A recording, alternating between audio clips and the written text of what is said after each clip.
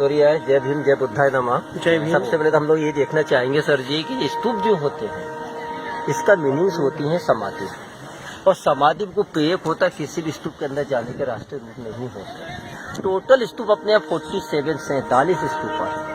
Main हमारे इसमें 3 स्तूप number 1, 2 काफी नीचे है और स्तूप नंबर 3 जस्ट हमारे पीछे बना। परंतु इसमें हमें कैसे पहचानेंगे कि बुद्ध का समाधि कौन सा है, बुद्ध के प्रिय शिष्य की समाधि कौन सी है, या धर्म गुरु उस टाइम का हो सर, आज का गुरु होता है, उसका समाधि कैसे पहचाने? बहुत आसान तरीका है। इसको 3 छत्र लगे, देखिए 1 2 3 ट्रिपल अम्ब्रेला। इसको देखो सर बना हुआ एक ही छत्र। स्तूप नंबर 2 जो नीचे है उसको 2 अम्ब्रेला का डैमेज। बुद्ध का समाधि हो या चित्तगिरी विहार, उसको 3 छत्र होंगे। क्यों? बुद्ध है तो धर्म है, और धर्म है तो उसके बाद संघ है, यूनिटी है। तो बुद्ध, धर्म एंड संघ। 2 अम्ब्रेला होगा तो धर्म गुरु होगा, गुरु के साथ बुद्ध नहीं है। गुरु है तो वो धर्म है, और धर्म है तो उसके बाद संघ है, यूनिटी है। तो धर्म एंड संघ, इस पर 1 अम्ब्रेला है, इसके साथ बुद्ध नहीं है। शिष्य है तो इसलिए वो धर्म है, परंतु उसके बाद संघ नहीं है, उसको ओनली 1 छत्र होगा, वो होगा धर्म। तो ये बुद्ध के प्रिय शिष्य की समाधि है, वो लोग बताओ। तो तथागत बुद्ध और अशोक में भी तो 200 साल का अंतर रहा, 200 ईयर्स। तथागत बुद्ध तो हुए थे ईसा से 500 वर्ष पहले, 2500 वर्ष, और अशोक हुआ ईसा से 300 वर्ष पहले, 2300 वर्ष। जो अंतर आया, डिफरेंस है 200 वर्ष, 200 ईयर्स। बुद्ध सांची कभी नहीं आया, जो बनवाया सम्राट अशोक ने। बुद्ध का जन्म स्थल आपको पता है सर कि लुम्बिनी फॉरेस्ट, भारत नेपाल बॉर्डर का है। ज्ञान हुआ था इनको बोध गया में, पीपल के वृक्ष के नीचे, पीपल ट्री के नीचे, और पहला उपदेश टीचिंग दिया इन्होंने सारनाथ बनारस के अंदर। और बुद्धा का परिनिर्माण कुशीनगर उत्तर प्रदेश में हुआ है। पहले कसिया गांव था, आज कुशीनगर हो गया, डिस्ट्रिक्ट बन गया। तो बुद्धा का जब परिनिर्माण हुआ, उनके शरीर को, बॉडी को जब जलाया गया था, तो जलाने का उनकी जो अस्थियां थी बुद्ध की, उनका मिट्टी था, इसको 8 भागों में बांटा, ये भी आपको पता है, और 8 स्तूप उनकी अस्थि को बंद किया गया। बुद्ध के 200 वर्ष के बाद कलिंग युद्ध हुआ, कलिंग वार हुआ उड़ीसा के अंदर। कलिंग के बाद अशोक ने बौद्ध धर्म को अपनाया था, ग्रहण किया, सब किया। तब अशोका ने वो 1 स्तूप जो थे उसको खुलवाया, और जितनी अस्थियां मिली तथागत बुद्ध की, मिट्टी मिला, राख मिला, सबको बाहर निकलवाया अशोका ने। उनको अशोका ने फिर बांटा था, फिर डिवाइडेड कराया था। 84,000 इसको पहले निर्माण सम्राट अशोक ने कराया। ऑल एशिया महाद्वीप, Bharat, Nepal, Afghanistan, Bhutan, Korea, Thai, Cambodia, Japan and Sri Lanka में। और प्रत्येक स्तूप बुद्ध की अस्थियों को रखकर उसको बंद किया अपने धर्म प्रचार के लिए। तो स्तूप बंद के अंदर बुद्ध की अस्थि ने छोटा सा पीस स्मॉल बोन, बुद्ध का दांत तो श्रीलंका केंडी में रखा हुआ है, बाकी अस्थि अपने देश में, भारत में, जैसे कुशीनगर, अमरावती। तो अमरावती भी अपने 2 प्लेस हैं, 1 डिस्ट्रिक्ट महाराष्ट्र और 2 आंध्र प्रदेश वाला, जो कैपिटल होने जा रहा है। बोध गया, सारनाथ, राजगीर, वैशाली, ऐसे डिफरेंट अशोक ने इनको तैयार किए। परंतु उसमें से भी पहला स्तूपा जो अशोक ने बनाया, वो अपना सांची बनाया। क्यों बनाया सांची? अशोक की जो सेकंड पत्नी है, सेकंड वाइफ, उसका नेम था विदुषी देवी। विदुषी से पड़ा डिस्ट्रिक्ट विदिशा, जो केवल 7 किलोमीटर, और देवी विदिशा की रहने वाली थी। इसलिए पहला स्तूप सांची बना, मेरी वाइफ उसका प्रियकर। एजुकेशन सेंटर भी खोला, शिक्षा केंद्र अशोका ने। जिस एजुकेशन सेंटर से अशोक का बेटा एंड बेटी, सन एंड डॉटर, महेंद्र और संघमित्रा, बुद्धिज्म के ज्ञान को, नॉलेज को सांची से देके गए थे। फर्स्ट टाइम श्रीलंका संघमित्रा बौद्ध की ब्रांच लेके गए, जो श्रीलंका में अनुराधा पुराण को प्लान किया। इसलिए अशोक ने सोचा तो सर जी हम देखेंगे जिस स्तूप का निर्माण अशोक ने किया 2300 वर्ष पहले, 3rd BC में, ओरिजिनल स्तूप ब्रिज का, ईंट का बना, वो तो इसके अंदर है, भीतर है, मिडिल में, ओपन को बाहर से दिखाई नहीं देगा। क्यों? क्योंकि अशोक के 100 ईयर्स बाद एको डायनेस्टी चेंज हुई, एको राजा का राज बदल गया। 2nd BC 2200 वर्ष पहले सुंग डायनेस्टी, BC में ईसा से पहले 2200 साल पहले सुंग डायनेस्टी आया। सुंगा पीढ़ में राजा था पुष्यमित्र सुंग, कितना विरोधी था हमारे बौद्ध धर्म का। कहता है भिक्षु गदन काट के अशोक होने को सच्चे, परंतु उसके बेटे ने जब राज गद्दी को संभाला था, उसका नाम था अग्निमित्र सुंग।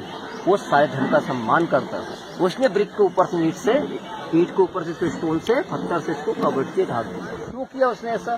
क्योंकि रेन वाटर से, बारिश के पानी से और इसको हमारा डैमेज ना हो सके, वो अपन को दिखाई देता है। देखो सर, नीचे से ऊपर तक पूरा स्टोन लगा, ऊपर से प्लास्टर किया स्टोन के, दोनों रेलिंग बाउंड्री बनाई, इसको बेबी काई कहते हैं भाई। 2200 साल प्राचीन है। इसका जितना प्लास्टर निकल गया, डैमेज हो गया, हट गया, वो 500 या 500 वर्ष के मध्य में डैमेज हुआ जब ये जंगल में चला गया, फॉरेस्ट के अंदर। और क्यों हुआ ऐसा? 3rd BC से 1280 टाइम होता है हमारा 15 या 1500 वर्ष। सांची में एजुकेशन सेंटर चला, बहुत बड़ा शिक्षा केंद्र था सांची, 1500 साल। 12th सेंचुरी AD से लेकर 1818 500 साल ये जंगल में चला गया, फॉरेस्ट में, पेड़ों से, झाड़ी से पूरा स्तूप ढक चुका था। किसी को पता ही नहीं सांची में है क्या, वीरान हो गया सांची अपना। यही मुगल पीरियड है। तो औरंगजेब से सांची बचा, जंगल होने के कारण, फॉरेस्ट होने के कारण। औरंगजेब सांची नहीं है। फिर इसकी खोज करी, इसको डिस्कवर किया कैप्टन मार्क टेलर साहब ने, जो ब्रिटिशर थे, अंग्रेज थे। 1818 में। तो जो ओरिजिनल जो प्लास्टर है, ये मटेरियल कौन सा है? ये अपनी खाने की दाल है, जैसे उड़द है, मूंग है, मसूर है, मेथी है, उसका जूस निकाला, रस निकाला। जूस को निकालने के बाद ब्रिक मतलब ईंट, उसका पाउडर बनाया, सुर्खी कहते हैं उसको। अपन दाल का जूस मिक्स कर दो उसमें। अब मिक्स करेंगे उसमें लाइम, चूना, खाने का गुड़, बेल जो भगवान शिव को चढ़ाते हैं, हिंदू धर्म में देखा होगा आपने, वही फल होता है उसका, उसमें गम निकलता है, इनको मिक्स किया गया, वही प्लास्टर। सेम मटेरियल आज अपना डिपार्टमेंट आर्कियोलॉजी का इस्तेमाल करती है, मॉन्यूमेंट के रिपेयरिंग इस्तेमाल नहीं करती यार। अशोक के 200 वर्ष, 1 BC, अशोक के 200 वर्ष के बाद 2100 ईयर्स पहले, 2100 साल पहले, सातवाहन डायनेस्टी आ गई। सतवाहना पीरियड में जो राजा था, किंग था अपना, गौतमी पुत्र सत्यकर्णी, या आंध्र प्रदेश के रहने वाले थे। उन्होंने गेटों का निर्माण किया, जिनको कहते हैं तोरण। तोरण मतलब होता है स्वागत या वेलकम गेट। 4 गेटों का निर्माण किया, जो चारों दिशाओं में है, पूरब, पश्चिम, उत्तर, दक्षिण, east, west, north and south. और गेटों की वजह से यूनेस्को ने सांची को 1989 में इसको विश्व धरोहर वर्ल्ड हेरिटेज डिक्लेयर किया, केवल गेट की वजह से, ना कि स्तूप पर। ऐसा क्यों सर? क्योंकि गेट जो है अपने ऑल एशिया महाद्वीप में नहीं है, जबकि स्तूप 84,000 गेट अपन को सांची में देखने को मिलता है केवल। तो गेट का जो आर्किटेक्चर डिजाइन है, वो अपना साउथ इंडियन है, क्योंकि राजा आंध्रा के थे। तो गेट पर अभी हम स्टोरी देखेंगे तथागत बुद्ध के जीवन की, चरित्र की, लाइफ की, जिसको कहते हैं जातक स्टोरी, जातक कथाएं, जातक का टेक्स्ट। परंतु स्टोरी में तथागत बुद्ध का कहीं भी मूर्ति, स्टेचू हमको देखने को नहीं मिलेगा। क्यों? क्योंकि उस टाइम मैंने 2 पीरियड रहे, Hinayana period and Mahayana period. Mahayana means होता है मूर्ति पूजा करने वाले, हीनयान मीन्स होता है मूर्ति पूजा ना करने वाले। तो गेट हमारा उस टाइम का बना है जब हमारे यहाँ मूर्ति पूजा वो थी नहीं।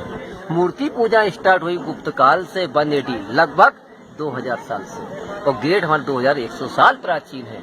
तो हम तथागत बुद्ध को पहचानेंगे कैसे? जैसे तथागत बुद्ध को 4 प्रतीकात्मक रूप में देखा है, 4 सिंबल में। बौद्धिक वृक्ष, जिसके बुद्ध को ज्ञान हुआ, बोध गया, पीपल का ट्री, स्टोन का एक हाफ पीस, उसको अपन प्लेटफॉर्म कहते हैं। क्यों?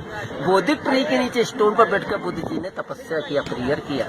3rd सिंबल अम्ब्रेला, क्योंकि रोयल फैमिली पर अम्ब्रेला होता है, राजा को छत्र होता है।